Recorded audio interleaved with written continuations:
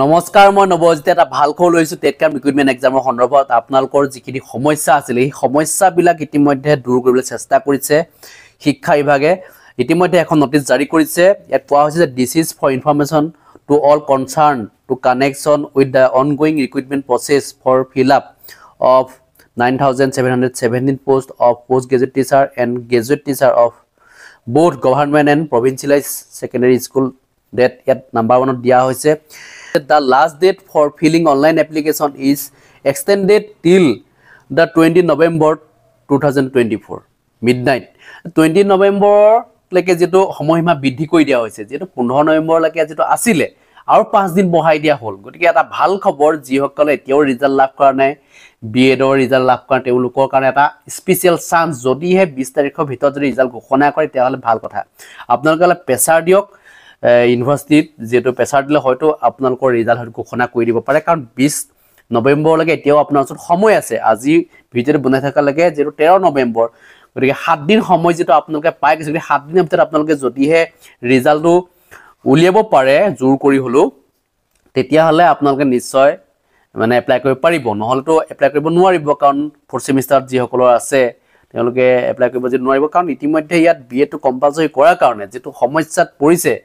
আৰু তাক লৈ মই ভিডিঅ বনাইছো আৰু ডেট এক্সটেন্ডেড লৈ মই যেটো জনাইছিল আপোনালোকে নিশ্চয় জানে যে এক মাহ সময় বঢ়াই দিব লাগে বুলি মই কেবাটাও ভিডিঅ বনাইছিলো আৰু তাৰ পিছতে এই খবৰটো আহিছে একচুয়ালি এটা কথা কি আমি জেনুইন বিষয়টোৰ ওপৰত মাতমাতৰ কাৰণেই শিক্ষা বিভাগে চোৱাচিতা কৰে আৰু সেই কাৰণে হয়তো আপোনালোকে এই খবৰটো লাভ কৰিছে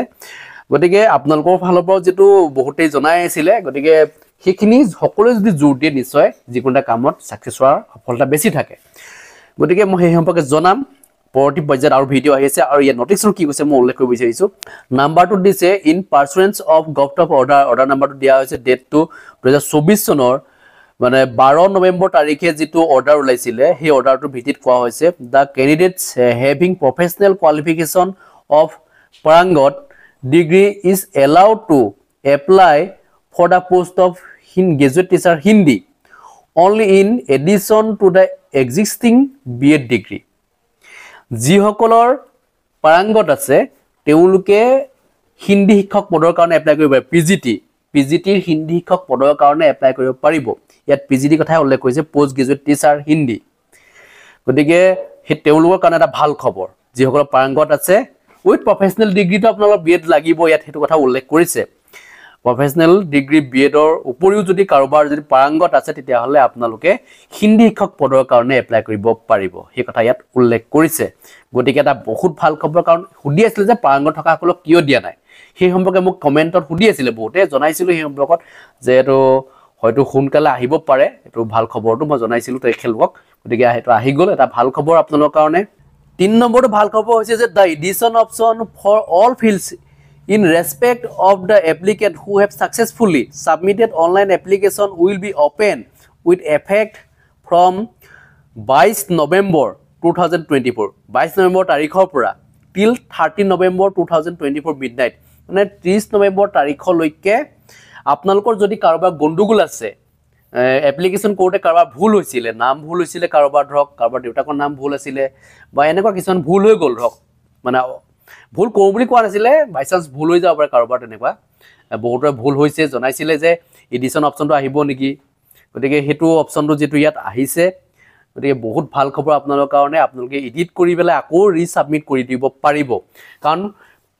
একবাৰ সাবমিট কৰাৰ পিছত পুনৰ যেটো আকৌ এবাৰ অনলাইন কৰিব নোৱাৰে হেতু এটা সমস্যা আছিল কি যেটো এতিয়া হেতু হৈ সমস্যাটো নাইকিয়া কৰিব বিচাৰিছে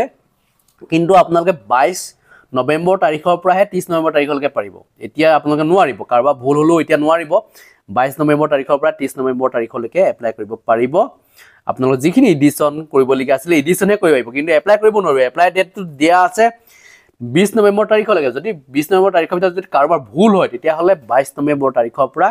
30 নৱেম্বৰ তাৰিখলৈকে আপোনালোকে শুদ্ধনি কৰিব পাৰিব এটা বহুত ভাল খবৰ আপোনালোকৰ কাৰণে The candidates may edit correct their application in the portal with the specified time to দিয়া হৈছে গতিকে আপোনালোকে নিশ্চয় বুজি পালে গোটেই কথাখিনি আপোনালোকে নিশ্চয় বুজি পাইছে যদি কিবা কব লগা আছে নিশ্চয় কমেন্ট সেকশন লিখিব ধন্যবাদ জয় আই